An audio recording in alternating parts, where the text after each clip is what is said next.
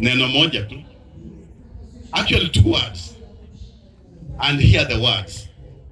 Tables change. Tables change. Meza ubadilika. Today unaweza kaa kwa high table, asubuhi kule kwa pipa. Unaweza jifanya ushafika, uko na cheo, kesho Mungu anaondoa hiyo cheo. Tables change. Na ndio sababu Daudi aliandika katika Zaburi akasema, nilipita nikaona mfanya maovu ako kama mti, zile cedars of Lebanon. Yalia mulisoso walaya umuholi wo mayano yalia raba ala shingano mseta kwa Lebanoni. Lakini ilinyauka the following day. Bottom line, kama Bwana amekupa nafasi Titus Khamala, wewe ni mbunge, tumikia watu kwa magoti. Tumikia watu kwa magoti. Kwa sababu miaka ni kidogo.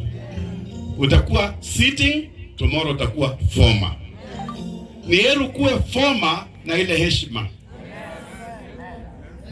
Ni heri kuwe former, unapewa kiti wanasema alifanya kazi. Na tuliobarikiwa na watoto wanakuja, wataambia mtoto, baba yako alifanya vizuri, kwa sababu ya hiyo na wewe kaa hapa. Usijibebe. Usijibebe na kujiona wewe ndio umefika. Tables change.